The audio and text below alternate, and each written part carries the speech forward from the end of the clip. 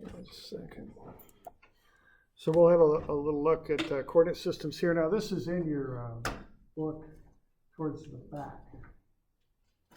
And it's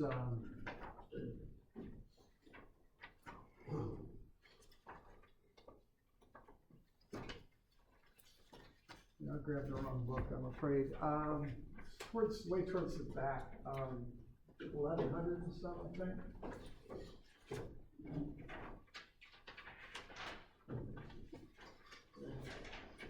I keep going past 1102, or yeah, 1102 is GPS, so further in than 1102. And there we go now.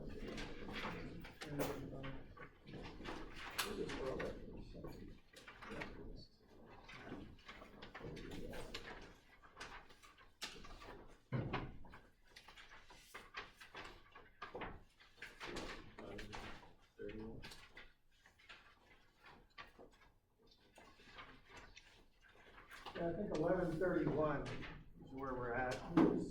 So 1131, okay? So let's have a look at that. All right, so the Earth is obviously curved. It's basically what the Earth is. Simply put, it's a sphere, but actually it's what's called an ellipsoid. So the Earth is if you take an ellipse and rotate it around the axis going through the poles. It's not a perfect sphere. It's a little bit flat on the tops and bottom. So the best way we've got to model it is called an ellipsoid. And that's basically taking an ellipse and rotating it about an axis. And there's been a lot of attempts to get the best ellipsoid. The best one we've got is the WGS 84 ellipsoid, which was surveyed in 1984, 2 radii, 6,378,137 meters for 1 radius, and 6,356,752 meters for the other radius. Okay, so it's a little bit flatter on one side, on the pole sides, than it is on the equator. All right. All right, now you go further than that, though, because the ellipsoid is not a perfect model of the Earth either. If you kind of think of the Earth, if it had a big ocean over it, the ocean wouldn't make a perfect ellipse. It would be pulled in and out due to the differing gravities of the Earth's core in different locations. So that's one thing that throws this ellipsoid off. So the true shape of the Earth is called the geoid. Okay, so the geoid is the shape of the Earth if it was covered by this huge ocean.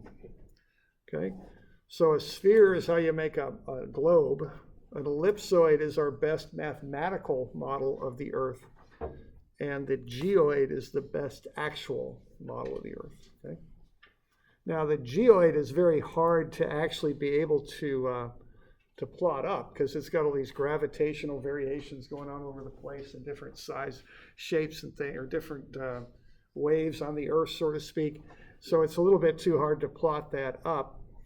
All right, so just be aware of that. So our best shot at getting a position on the Earth is to get latitude, longitude on the ellipsoid. That's a horizontal location. And an elevation given above or below the geoid. So we use both models to figure out where we're at. We use latitude and longitude on the ellipsoid and then an elevation above it, okay? But the elevation is not based on the ellipsoid, it's based on the geoid. And the reason I'm covering this is, especially like in construction now and all different types of surveying, we're using GPS so much. We just want to have a basic understanding of how these coordinates work, okay? So latitude and longitude look like that. Notice that the latitude is parallel to the equator, okay? Whereas longitude radiates out from the poles. So longitude lines are like the segments of an orange, whereas latitude lines are parallels. They run parallel to the equator, okay? Now we use different datums to measure this stuff. So one important thing here when you're doing GPS surveying is to be very, very sure you know which datum you're on and get your instruments set up for it. different surveys of the entire Earth have been done at different times, and they don't all tie in together, or they don't any of them tie in together perfectly, okay? The first one was the NAD of 1927. We did that again in 1983, and then there was a WGS 1984. Okay, so those are some of the different datums that we work off of. Okay, a lot of GPS work is done in the WGS 84. We also have different vertical datums, one from 29, the other from 88. And these can be quite different. They can call out the elevation of the same point and have quite a bit of variation. Okay, so you just want to be sure when you're setting up your equipment for a GPS survey, you know which datum you're working off of. Okay, what datum your control is on. Okay, so just understand that if you're GPS surveying. Okay. Now somehow we've got to get from the curved Earth, and that's what we get off of GPS. GPS in its native form outputs ellipsoid information, that perfect mathematical model of the Earth, okay, based on a rotated ellipse. It puts out latitude, longitude, and ellipsoid elevations, but we've got to somehow get that down to a flat map. You know, if you're trying to build a new store or something somewhere, you know, if you're doing construction, you don't want a curved Earth model for a 10-acre site. I mean, that is just way too much work. It's too hard to do all the math to get between the different coordinates. So we take the curved Earth and we lay it on a flat map. Now, as that fellow was showing in the video we were looking at, that's hard to do. You can't take a beach ball and cut it into a shape that will allow you to lay it entirely flat. And the essential problem is a ball has two different radii of curvature, or it has two different directions of curvature, all right? It's curving two different directions at once. And so you can't lay it flat.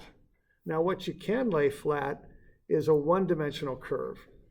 So that's basically how we work to get from the ellipsoid down to a flat map.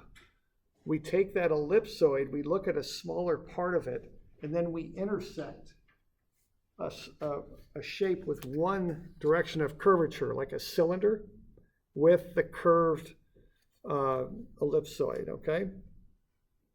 And then we get a pretty good intersection between our one-sided curve with the cylinder and the two-sided curve of the Earth. Then we take the outer layer off of that cylinder, like that. We just pull that off, lay it flat on the ground, and we got a map. See? That's how that works. So one way to do it is with a cylinder. The other way to do it is with a cone. Okay, both methods work. They're more accurate. Now, these aren't perfect methods. They've got error, but you know, for a small area, they're fairly accurate. So you can either do it with a cylinder or a cone. Right? So you could intersect a cone pretty well with the curved Earth, open up the cone, otherwise known as a coffee filter, and lay it down on the ground, and it's flat. See, it'll work because it's only curves in one direction. See, so that's the trick, and it works well for small enough areas. Now, this is done for different types of projections. Okay. Now, each state in the United States has what are called state plane coordinates, which are based on these projections. Okay, the Lambert projection uses a cone, and that works for states that are long on the east-west axis, like Tennessee. Or if you break Oregon up into two pieces, it works well for Oregon too. That's the state plane coordinate system we use for Oregon, is the Lambert projection using a cone. We break the state into a north and south zone. Okay. Now the other is a cylindrical projection. That works better for states that are long north and south, like Vermont or Illinois or something like that. We don't use that because it doesn't fit our state as well, but that's another option. Okay, so the Lambert projection is a cone, and the Mercator, transverse Mercator, is used as a cylindrical projection. There's also other coordinate systems that are used. The whole world has been broken up into transverse Mercator, into a projection there, okay? And That's used quite a bit. It's called Universal Transverse Mercator, UTM. Okay.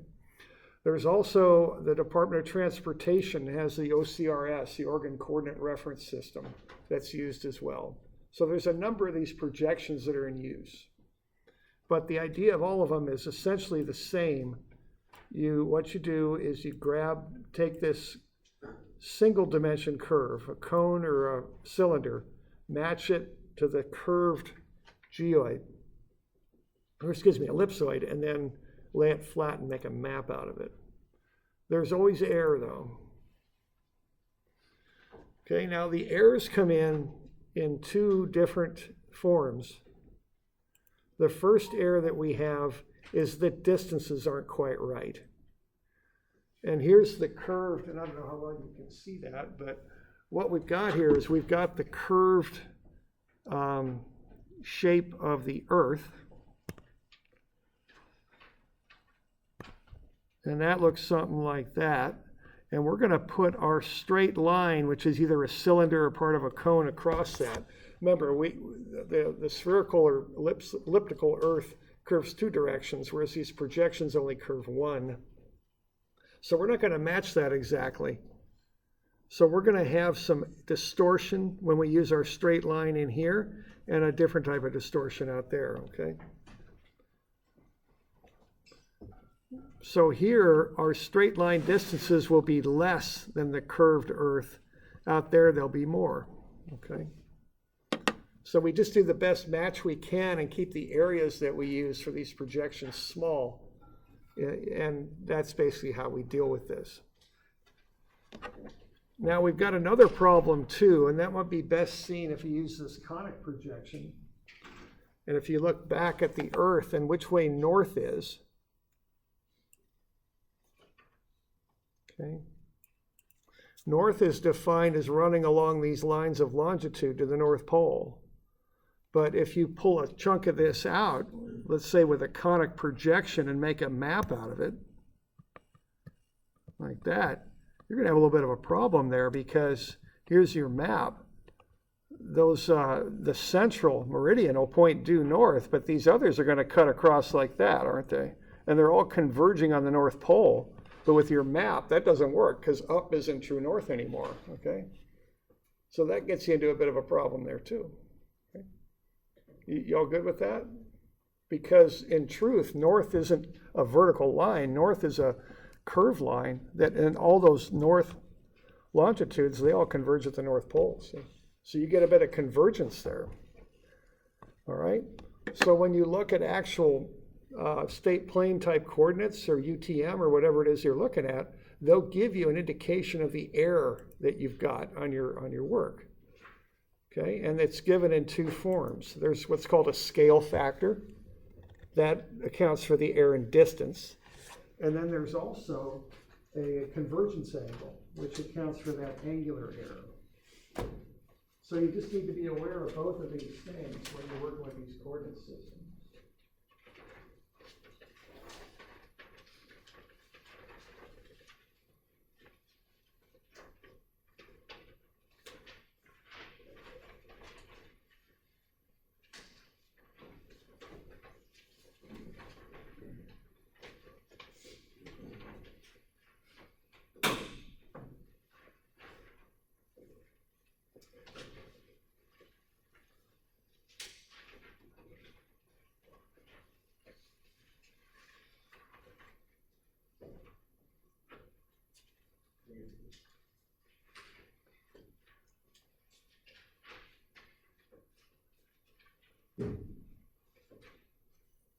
Everybody got one of them?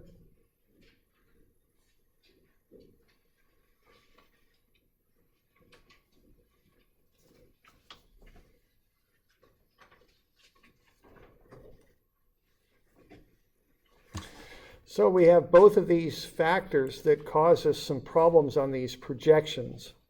We've got both the scale factor, and that accounts for the fact that the straight line that we're using on our flat map doesn't really match the curved Earth. And the other thing we've got is this idea of convergence, okay? So that's kind of the bad news here on this stuff that you want to realize is you've got both angular error and you've got a scale error on the distance. So the convergence angle's right there. It's the difference between up on your map and then where true north is really located. All right. So if you go on the internet, and I have this linked in on my website, or my Moodle page, I should say, and then it's also on this handout that I just gave you, or I've got another one if we need it. So let's have a look at the back here on 925 as this handout is listed. Let's go to this NOAA, National Ocean and Atmospheric Association. I'm not quite sure of the exact meaning of NOAA, but let's go to one of their websites here, this SPC Utilities. I've got this link in my Moodle page. I'll have it on the handout too that I give you. Let's go to state plane coordinates. And here we are. All right, let's go from latitude, longitude to state plane coordinates. So the latitude and longitude is what you would get off of your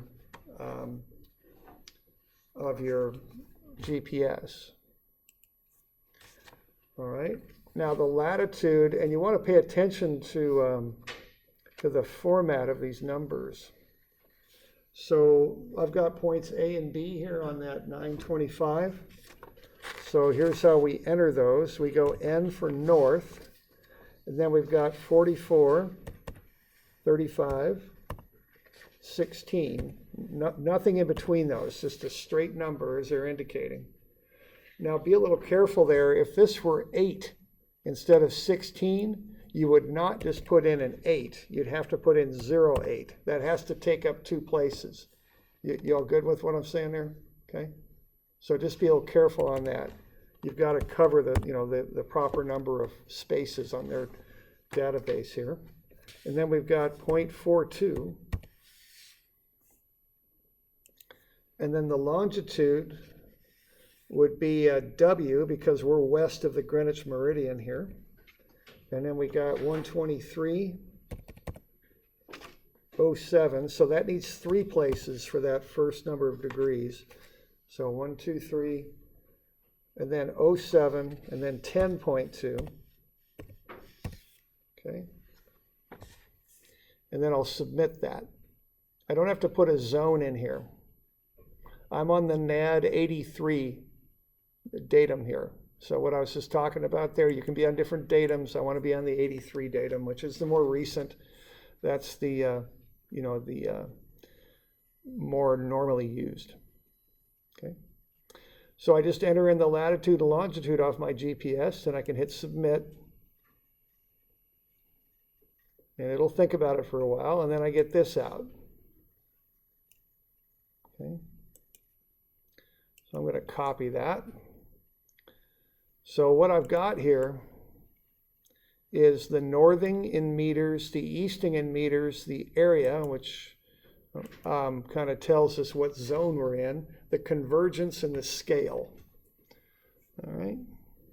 I know you can't see that very well, so maybe I'll just go into PowerPoint here somewhere and go into a blank slide and pop that in there. Probably won't work. I'll put it down here, and then I'll hit Control V, and we'll see what happens. So we got northing, easting, area, convergence, scale in meters, scale, and then meters. And then the convergence. What if I drop the font a little bit? I don't know, that might be still hard for you to see. So let's try it. Let's go down to 20. Let's get in there. 24. I'm not going to get away with that, am I? I have to go to 20. That's kind of hard for you to see. I know that. So why don't I'll pull it up. Go back to 32. I'll just point out what the different numbers are and what they mean. So what we're getting off of this thing is the northing, which which should match the number you've got on your handout here. So 105,740.783. We've got the easting, 229,2033.296. It's in the Oregon North Zone. The convergence is negative 1 degree, 51 minutes, 27 seconds. And the scale factor is 0.99994562. Okay? So you could do that for different points. All right, and then if you'd like to go a little bit further into this, what you would do next, you could do the math on this, okay? You could figure out the distance and bearing between 2 points. So I've got points A and B here. All right, and then I've got the corrections as well. Okay, so let's go ahead and find that distance between these 2 points here.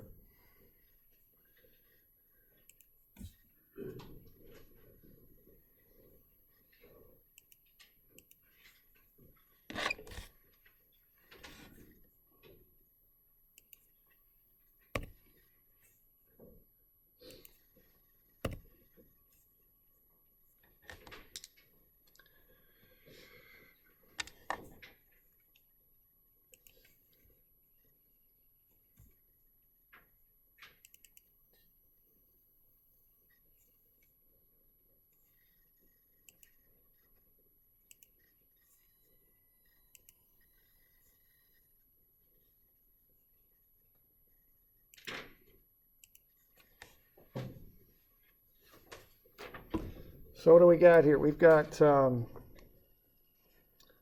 points A and B. So I'm going to take B minus A is how this goes. So I've got B and I've got A. So what do I got? I got 105,767.986. And then I've got 229,2033. 0.296. I'm going to subtract off A.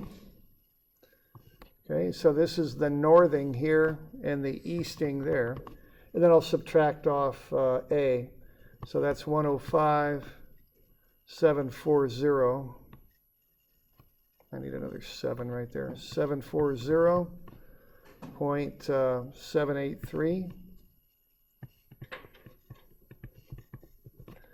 And then I've got 229.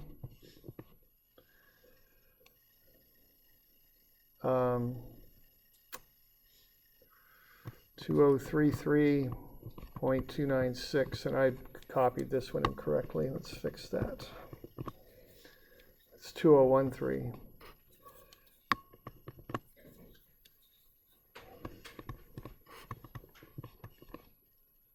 .434.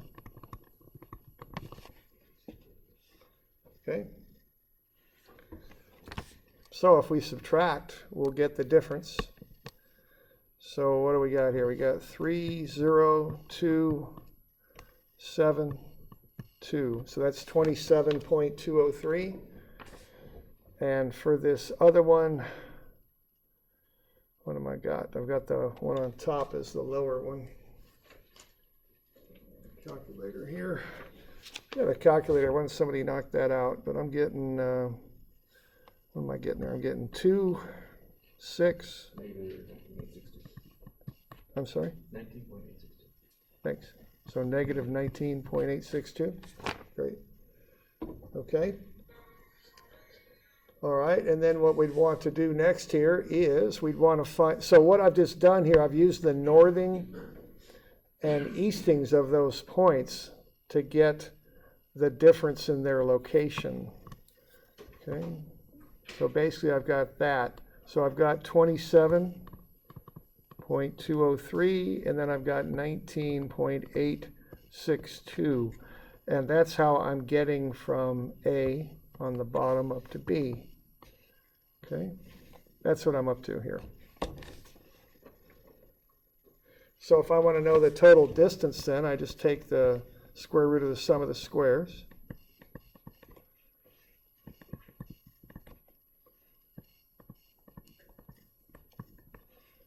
Take a square root, and that's where I come up with that 33.682.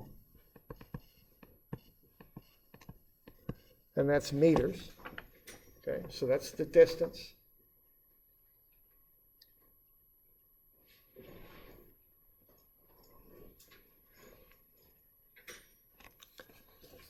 Okay, and then what I'd want to do with that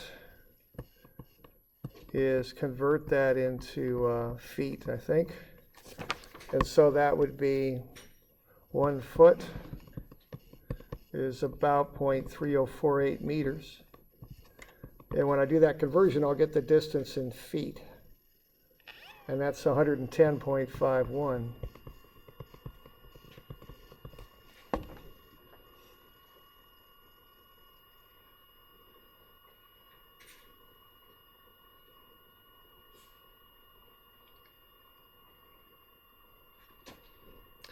You know, I've skipped a step here. Let me clean that up. I'm sorry.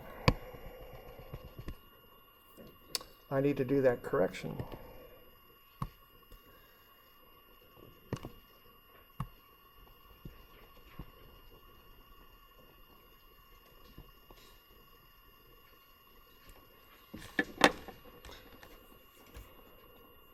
Okay, so we get up to that distance.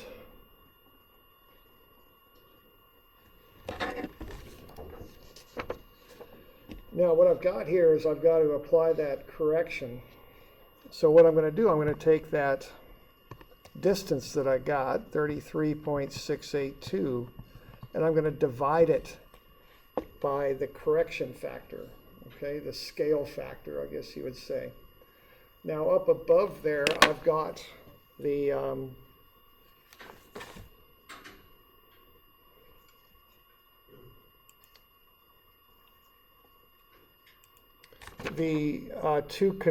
two scale factors over there. So let's get this thing open and have a look.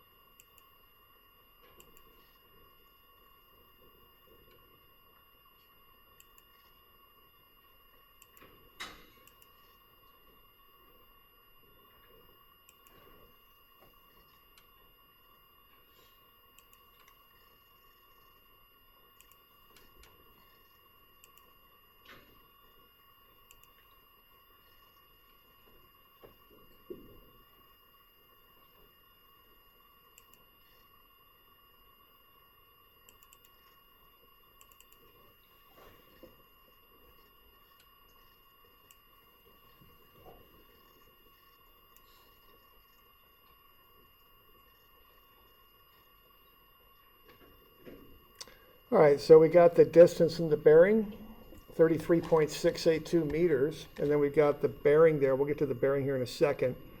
But what we've got here, we've got scale factors for each one of these points that I pulled off of that website when I went to it. Okay, now those scale factors come from the geodetic website that I was just on.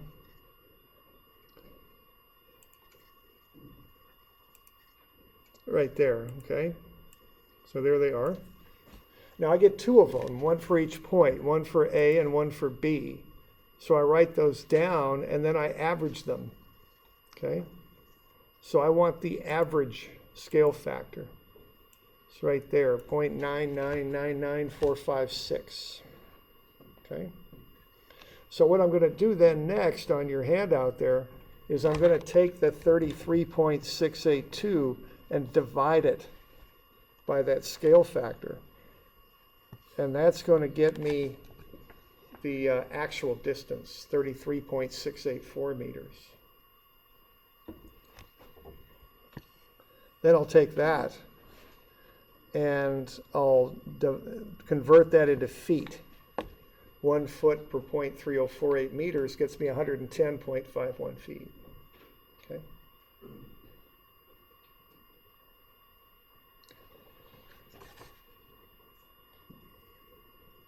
All right. So that's basically, how you inverse that. I think we've done that before. Inversing means to find the distance and bearing between 2 points. But then also now we're going to do a little bit of a correction to account for the fact we're working off a curved Earth, and we're using a flat system to correct for that. Okay. Now the other thing that we would do is we would go ahead and convert the bearing as well, because we've got a bit of a problem with that.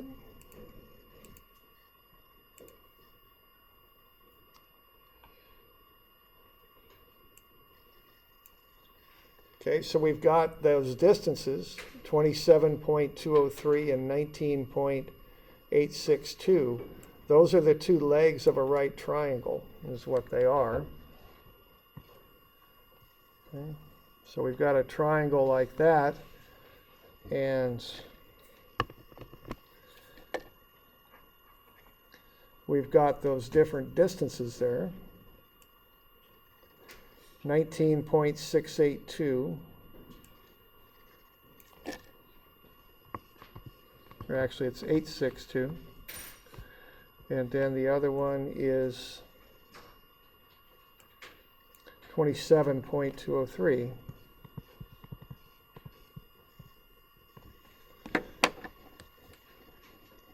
So what we would do with that would be to do an arctan. Okay, if we want to find that azimuth right in here, we do an arctan. And we go 27.203, divide that by 19.862, and actually that's negative there. And then run the numbers on that, and what do we come up with on that?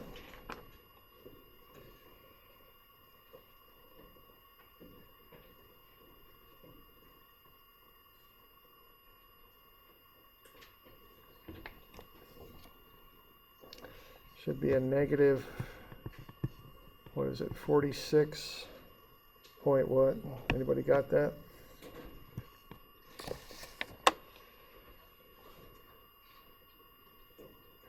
That's not negative 46. That's, thank you. Negative 36 point. I'm sorry? 0.13467. Okay, there we go. Now that's decimal. So what I'm going to do here, I'm going to take negative 36 plus 0.134678 times 60. And I hope that'll come out to be negative 36 degrees. And then, let's see, azimuth. Is it 9 minutes there? No, 8 minutes, right? Roughly. We'll round it to the nearest minute.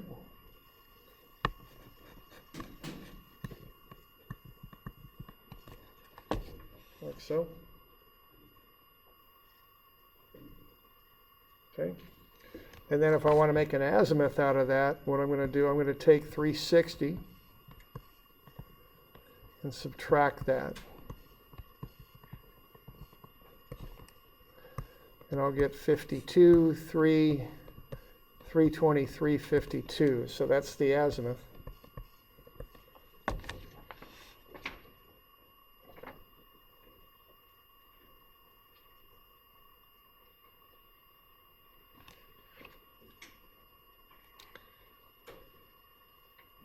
Now that's the azimuth between the coordinates. Now if I want to get this aligned at true north on the map, on the curved map, what I would do here is I would use that correction. So that convergence, I've got negative 1 degree, call it 51 minutes, and actually it's 28 seconds. And I've got, that is the convergence for both points. So if I were to do an average, if these were different, I'd add them up and divide by 2 to get an average. So I get -1 degree, 51 minutes, 28 seconds.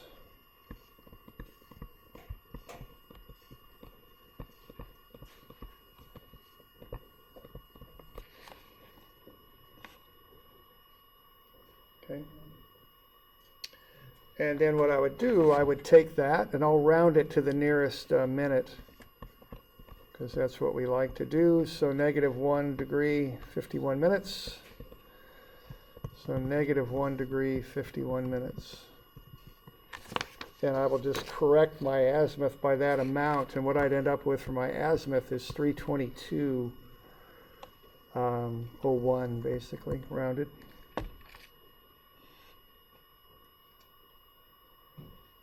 Okay. Yes? Isn't it the arctan of -19.862 over 27? We got the right answer, but Yeah. it's the wrong. Yeah, you're right. I flipped it. Yeah, my bad. So tell you what, I'll get you a handout with these calculations lined out a little better, okay? I'm going to do that. And I'll get that to you on Thursday. But this is the idea of how you do these corrections. But I'll get you a little cleaner copy of this on Thursday. Okay? Yeah, sure. I'll do that. Okay?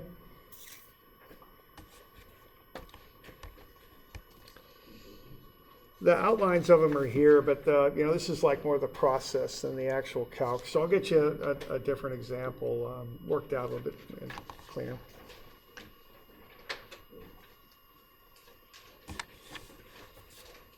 All right, now let's just do one more thing here before we take a break. Let's have a look at that lab. Are there any questions on this? We'll go over this a little bit. Like I say, we'll take another run at this on Thursday. This one got a little bit more muddled than I anticipated, so I want to get you a cleaner copy of what we're doing. Okay.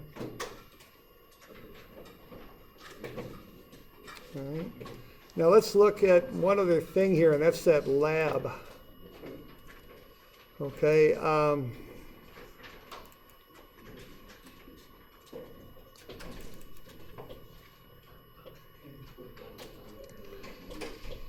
Okay, so what I would like for the lab, and this will be due Thursday, not today, but Thursday, is a copy of the notes with all the standard information. That's on 967. A calculation sheet, which is 968, and then a 1-inch to 10-foot plot. Okay? So that's what I'd like you to turn in. So the stuff that I'll get will be a set of notes, a calc sheet, and then a plot of your points, and put it together into a map. Yes. Yeah, right. Okay, so let's kind of have a look. What you ought to be turning in is something that looks like that. So make it look like a map. Okay? All right, now,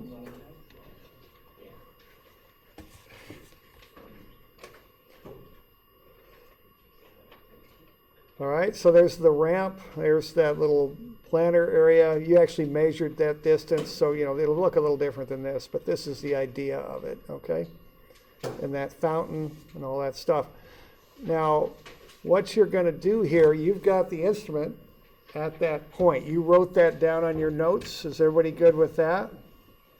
How to fill that in? Okay. You've got, now what's the backside azimuth that you've got? Due north, which is just 0. Okay. Now what that means is your angle right is going to equal your azimuth. They're the same thing, right?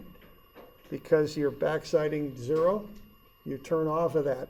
So your angle right is the same thing as your azimuth.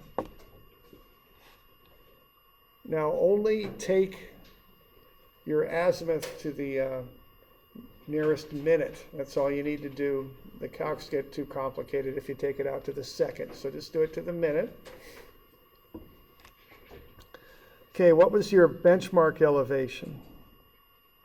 That was on the notes that I gave you, 230, 235.6? Okay, thanks. Okay, you've got that. You measured your HI. Then you can take your benchmark elevation plus your HI.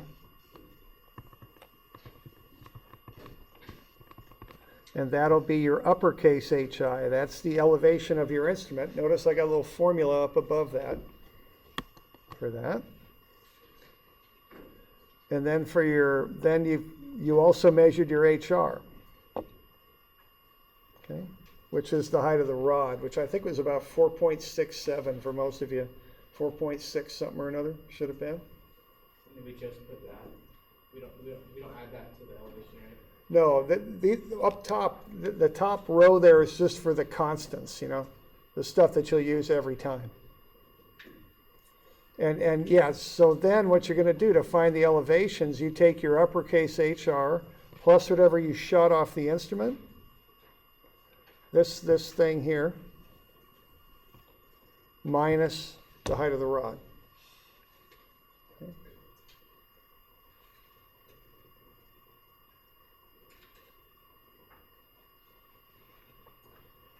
Okay, so you write down your angle right, your horizontal distance, that's sine vertical angle times slope distance, which you got off the instrument. Just take your angle right and fill in the azimuth column because they're the same thing. Convert that into decimal and then use your formula sheet. Cosine azimuth times distance is latitude, sine azimuth times distance is departure. Okay, you've got your initial coordinate that you should have written that down to. Add your latitude to your initial northing, you get the northing of the point. Add your departure to the original easting, you get the easting of the point. And then figure out the elevation using this little formula right there. Okay. Yeah, question? Brian just brought back that there's only 16 spots on our top. Couple short? Yeah. Do you got room down below to slap a couple in there? Okay. Okay. All right. See, you can put a couple down there. All right. Okay, we'll do that. Other points, questions?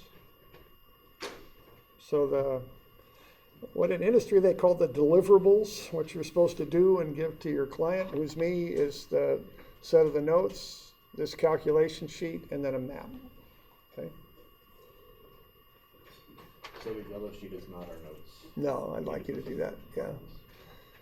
And I'll grade you a bit on the notes, what they look like, so do a decent job on those. You can if you like, that's fine, sure. Should the map look similar to like what's on the yellow page? Should the map look similar? No, it's supposed to look exactly like you had it. Well, it'd be similar, it has those features on it. Just now. kidding. It's like, That's a lot of detail. More detail, the better. The difference is, I mean, for your map, indicate that the ramp, call out the ramp and, you know, show that it has bricks on it in some fashion. That fountain, you can't get it, we didn't measure the entire fountain, we just got that one corner. So you'll just have a corner of the fountain, but essentially, yeah, it's nothing fancy. Get that little planter area up in there. Nothing too fancy though. Yeah, okay. And again, if you got any, real questions on that, I mean, just go into Google Maps and look at the dang thing. I mean, you've got it right there, right? I mean that's one way that surveying's changing these days. You look at Google Maps, you could fly drones, you can do all sorts of things and look at what it is you're surveying. It's not quite the way it used to be back in the good old days. Yeah, when we used to go out and fight off grizzly bears and do all that kind of stuff just to get this information. We didn't think too much of it back in those days, of course. But yeah. Okay, so there's Google Maps, okay? So you're drawing this area here, right? You're basically doing that. Okay. And yeah, you could draw this stuff up in CAD if you like. It's fine. Okay. All right. Just remember, CAD works XY. You're doing YX. So remember, If you remember that, okay? You can mirror it on a 45 if you screw it up, and that'll kick it right in right, then move it to where it needs to go. But yeah, don't do that. Okay, so we good on that for Thursday? All right, good. All right, take a break here. All right, let's have a look at contour maps.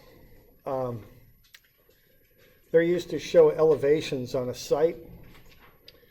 Contour lines connect points of equal elevation. So what you can do with a contour map is show a 3D surface on a flat map. Okay, the most basic contour feature is a hill.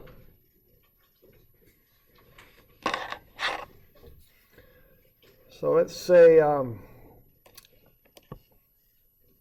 we've been working at school here since September, and we're going to take a break. We're going to go out in the South Seas somewhere, go to an island. Okay, we can go to an island in the ocean.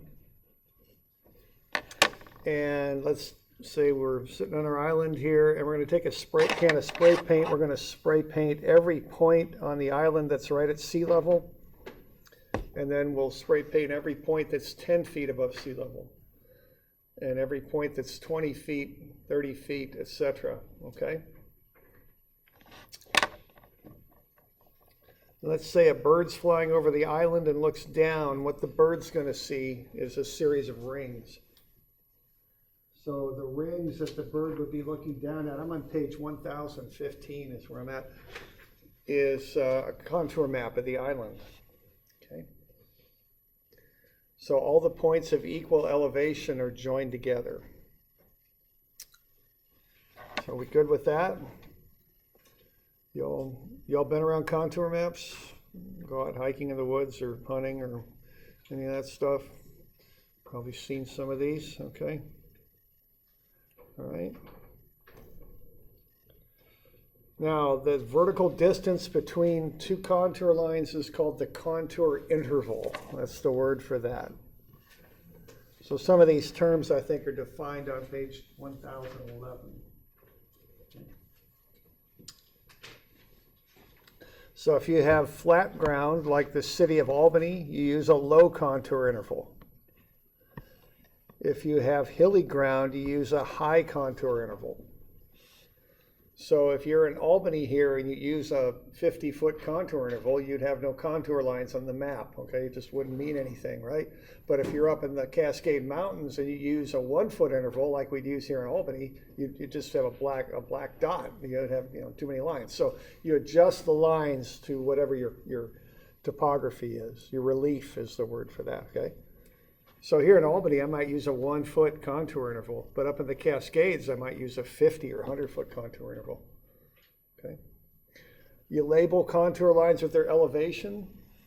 Sometimes only every 5th line is labeled, then it's called an index line, and it'll be darkened. Okay. So this map here, notice I've darkened 0 and 50.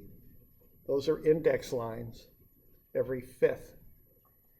Okay, also notice that contour lines always should be an even multiple of, in this case, 10. So it's 0, 10, 20, 30, 40, 50. It is not 5, 15, 25, 35, 45. I wouldn't do that. Always make them an even multiple of your contour interval. Always reference back to 0. That's how that works, okay? Good with that?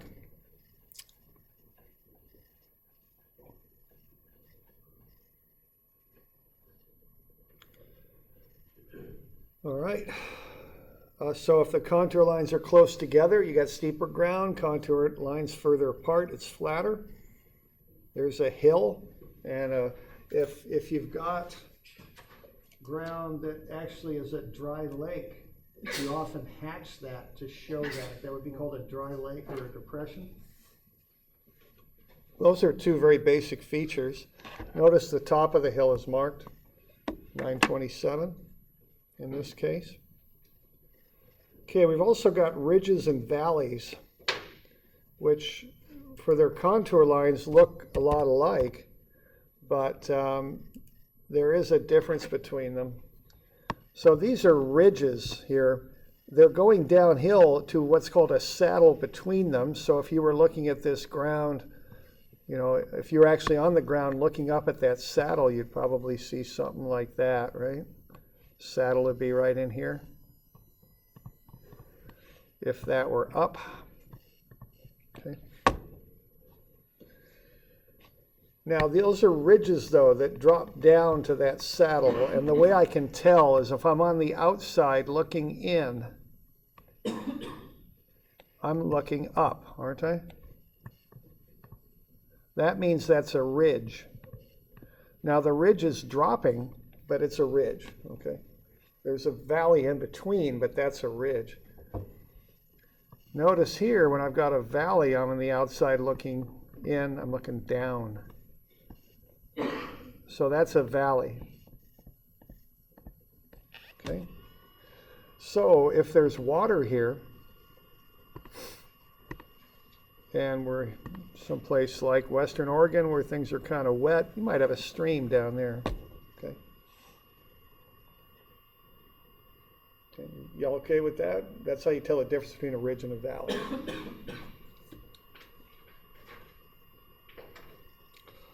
When you're doing construction, and I'm on page 1016, that's where I'm at with some of these sketches, you can come up with grading plans. You would show what is there with dotted lines. You would show what you're going to do to it with solid lines.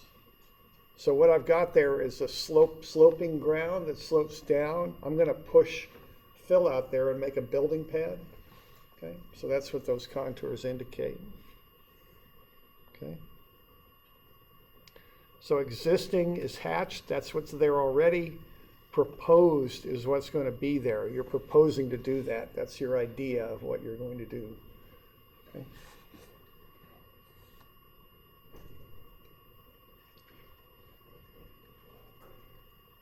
Now, if you're going to plot up contours, what you do, let's say the 100-foot contour, I would start by marking every point that I've surveyed. This is survey data that's at an elevation of 100.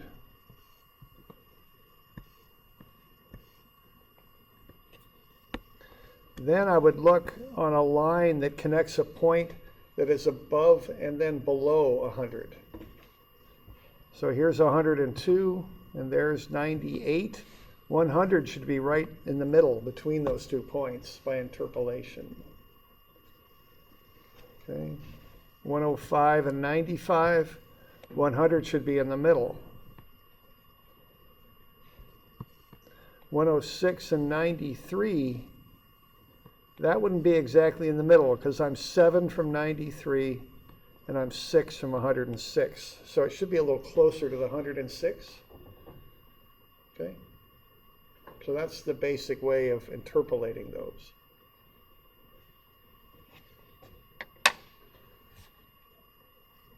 We good with that? Okay.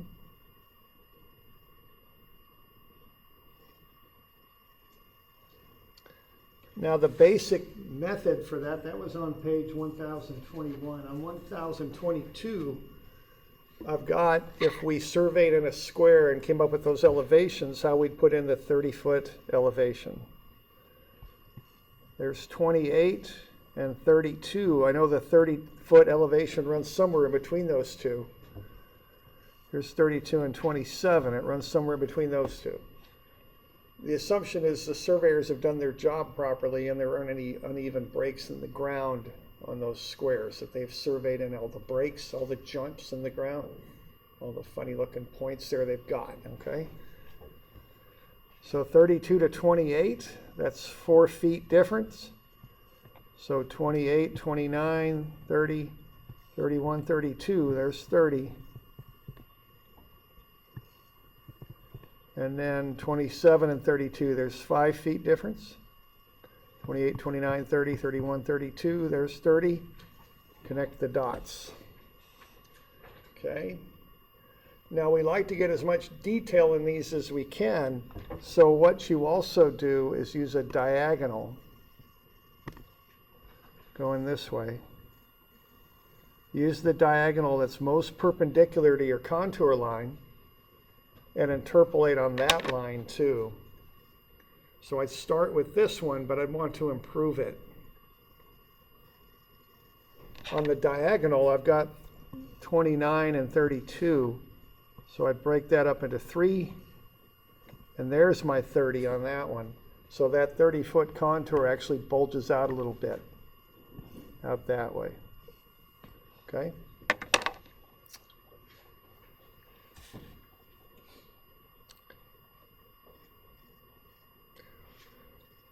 Now, if you're doing this yourself, you may not have a nice even grid like this that's surveyed in. More likely these days they'll shoot in random points.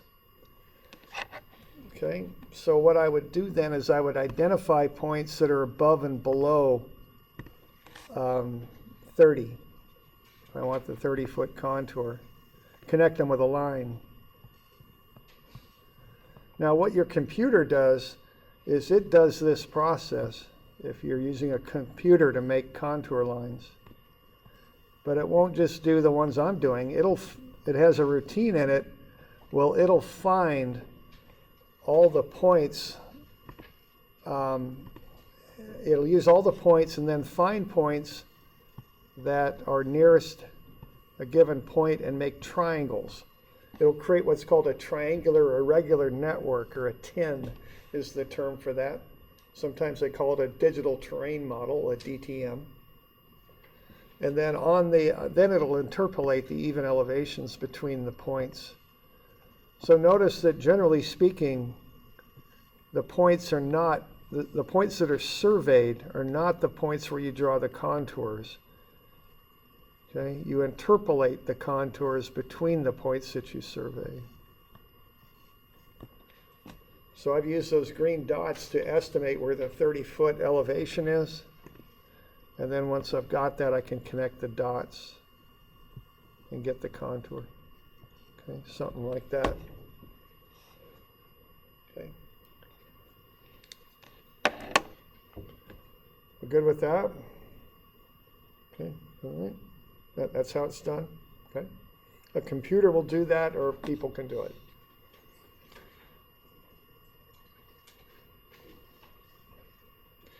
In addition to that, we put information on the maps. What's there will be in dark. So in this case, I've got some trees in the back. I've got a house, a garage, a driveway, and a sidewalk, and a street. So there's my map. There's a little bit more advanced one where I've got what's there and also what will be there. So this map here shows currently there's a garage, a house, a driveway, and a fence. But what's going to happen out there, and the trees and the road as well, and the utilities, what's going to happen out there is we're going to put in Oak Street and some lots in there. So that's all shown on one map. So it gives a planner or somebody like that a look at what the ground looks like, what's there, and what's going to happen to it. So the planning department might tell you to try and keep some of these trees in there because they like green space and trees and developments. I don't think they're going to tell us to leave that tree in there though, because I think that's in the way of the road. This one might not be too well if we're going to put a house in there either. Maybe, maybe not. I don't know if you could work around it or no. Okay. But that gives people a look at the information. Okay, so there is a house and a garage and a driveway there and a fence, but in the future there'll be a Oak Street and those lots. Okay, here's I think this is either the water, I think it's the wastewater plant for Albany on a contour map. You can see the bank where it goes down to the river there. Okay.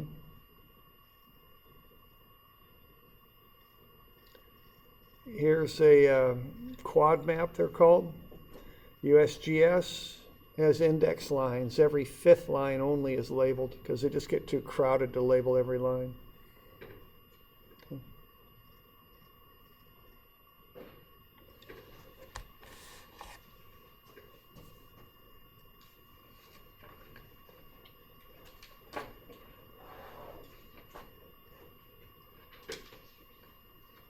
Okay, how about looking at 1038?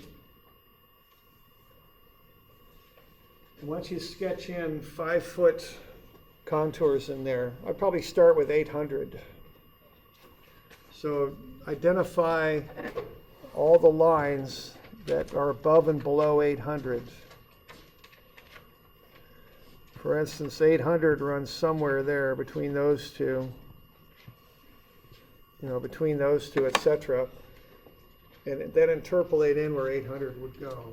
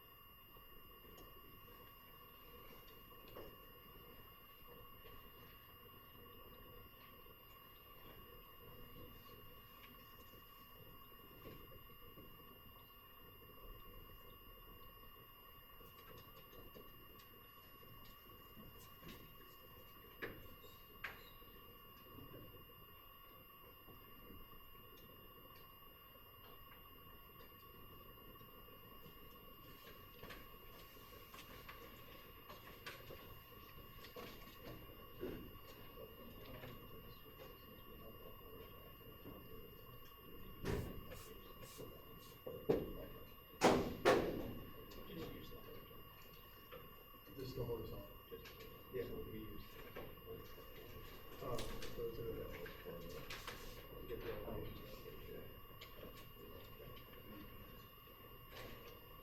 That's the only use for it.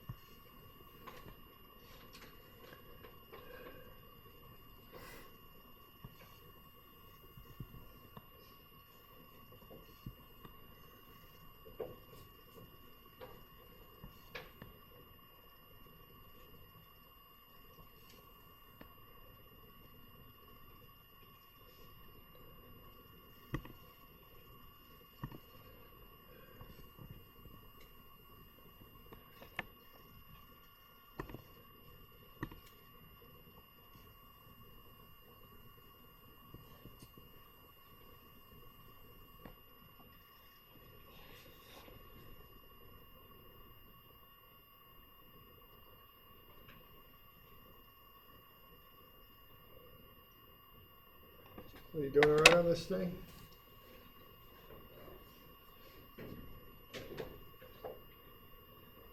Something like what I got there? That's about where 800's at?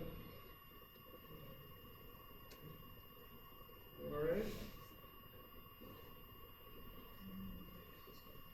Okay, so we just connect IO and 800 and run it in between. I interpolate it. So, for instance, 800 here is closer to the 802 than it is to 794. Okay. Now, once you got one, the others are easier. So 805, I could probably estimate that. I'm just kind of guessing on this, but something like that. Here's 805. 795, again, I'm just estimating. Something like that, and 790, like that. Just kind of, once you got one, the others are roughly parallel, not exactly, of course, but general ideas, they'll be kind of parallel to the first. All right. All right, now, let's have a look here at, if we're good on that, we're good, okay. Let's have a look at the homework. So I've got a couple things here for you to do. Let's see, got 10 minutes. Let's look at one other thing here real quick, then I'll leave you alone, but let's see, where is this stupid thing? One other thing I want you to look at here. I think it's here. It has to do with leveling. So this is back a ways, but it's used in leveling. It's actually what we were doing on the lab.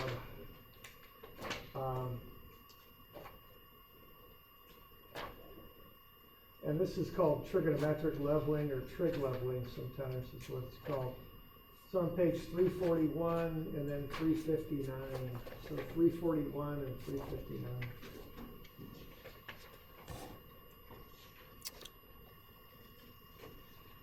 So on 341, just a little bit of basic trigonometry here. If you've got an angle with the horizontal, the vertical distance is D times sine of whatever alpha is.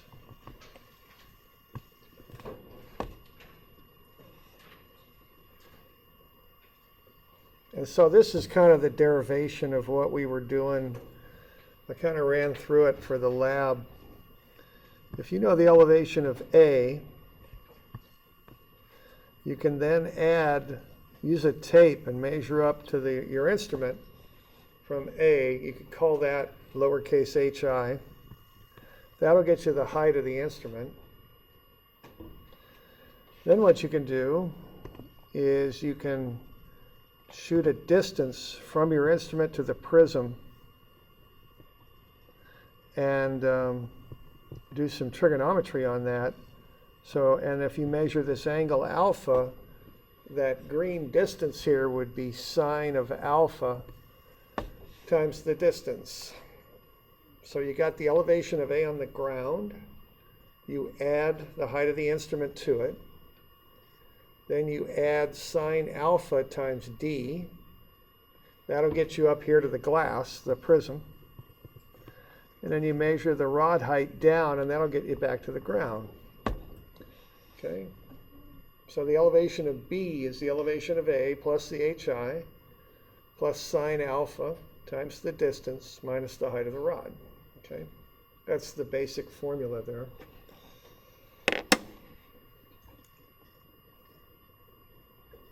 Okay?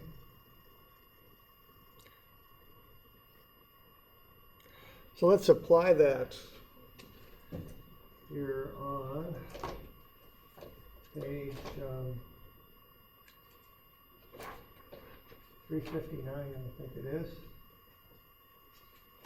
Yeah, 359. So let's have a look at this.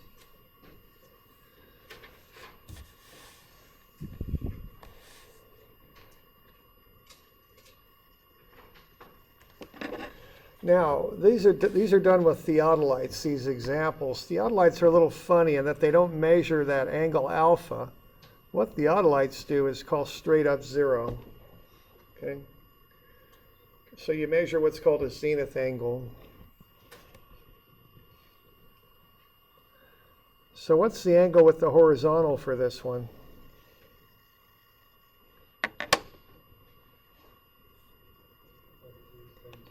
Yeah, 432, right?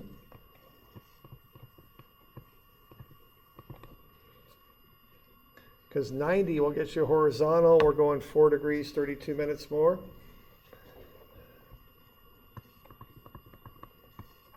What's 4 plus 32 over 60?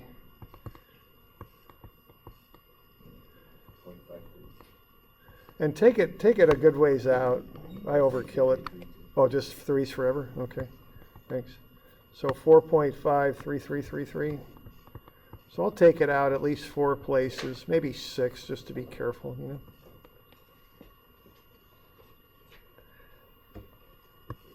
So what's this distance right here? And actually, let's be a little more proper on that. That's a negative 4.5333, right? Because it's below horizontal.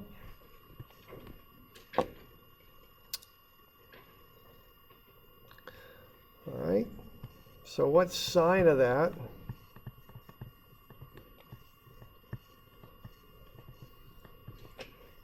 Times that slope distance, 211.45. What does that come out to be?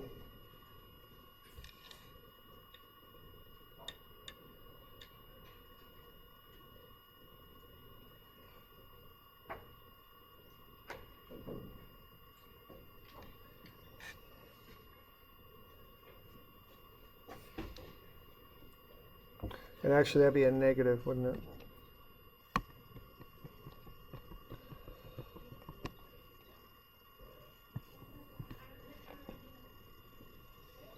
Anybody got that?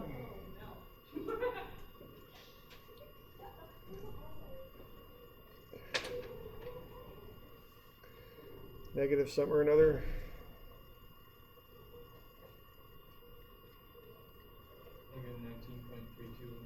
Negative 19.32. Okay, we'll take it out to the 100th.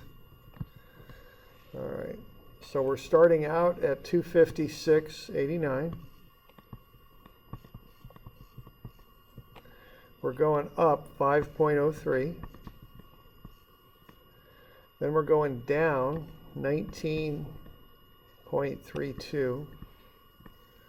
That'll get us down to there, and then we're dropping 4.87 more to get back down to the ground. Does that come out to be 240.34? Yeah, I guess I put the distance in wrong. So 16.71. 1671? Okay, thanks.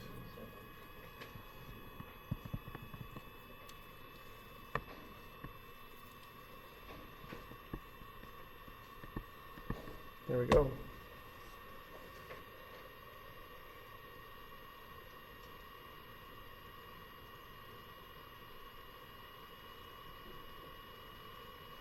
Okay, so that's how you do trig leveling, and that's what we did in our lab.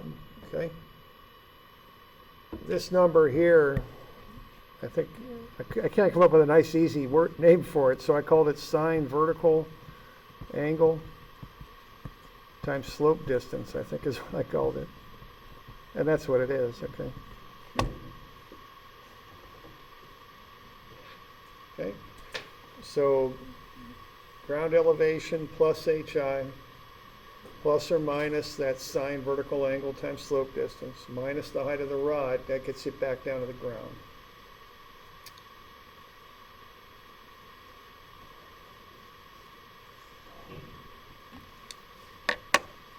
Any questions on that?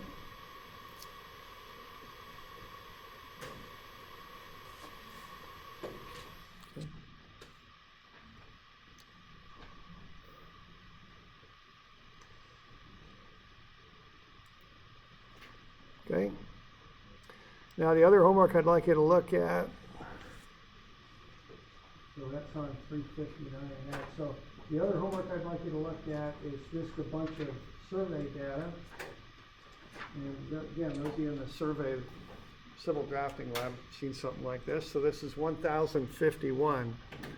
And what I've got there is just some data from a survey crew. And what they've got is northing, easting, and elevation. Now, it's getting these days, so there's lots of ways to get that data, you know. You could do it the way we did it last Thursday, get an instrument out there and turn angles right and shoot distances and get those elevation differences. You could get it with GPS also. I mean, however the heck you get it, okay? So what we got there is just Y coordinate for the northing and easting, and an elevation and a description. So let's get an idea how to make this map. Okay, so what's our highest northing there, roughly? Is it 1462, I think?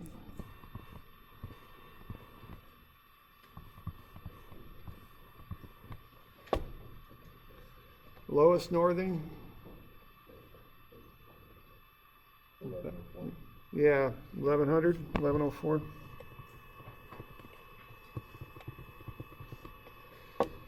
Lowest easting, is it 468, 467, 439.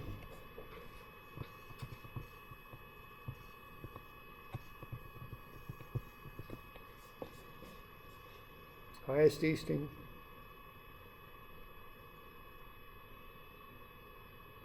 Six.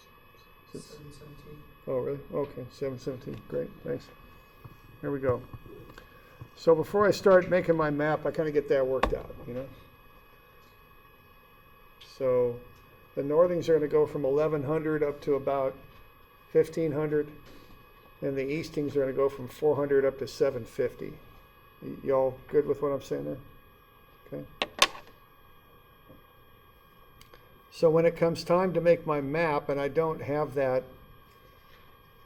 I don't have a slide for it, but when it comes time to make my map, and that'll be on page, either in AutoCAD or on 1053, the eastings are going to start at 400, and then every box will be 50, so 450, 500, 550, 600, 650, 700, and 750. I'll just work my way across.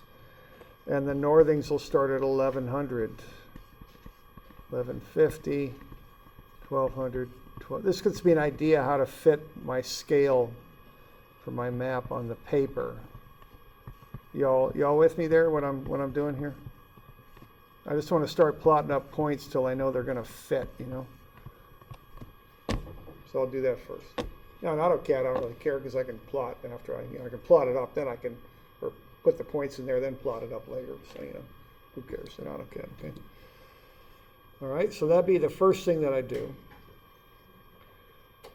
Okay, and then what I'll do is I'll plot these points up. Now the one big thing here, surveyors do it differently than mathematicians. So we got northing and easting, and that's YX. Okay, that's how surveyors do their coordinates.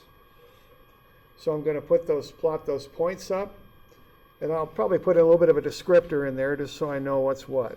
So I'm going to get those points in there, and then after I've got them in, I'll start connecting the dots and putting in the house and the driveway and the trees, lot corners, the road, and all that. And then also I'll get those elevations in there and put contours on it. So I'm building a contour map. You guys already done this, right? Same thing, okay? You can do it in AutoCAD if you like or not. Whatever you want to do is fine with me. Okay? And you guys too, if you like using AutoCAD, you can do it in AutoCAD. I use P-lines for contours is what I do. Be a little careful when you curve them. The spline command will make them jump a little bit. I put lots of vertices in the P-lines. That way they don't jump so far when I use spline. I don't know if I'm talking Greek to you or not, but you know, how to do that. Y'all okay with this one here? I mean, does this require more explanation? I mean, get those points put in there, get the elevations next to them, connect the dots, make a map, and put in your contours. Okay. So this is 1051 to 1053. Let's do one other little contour map here also.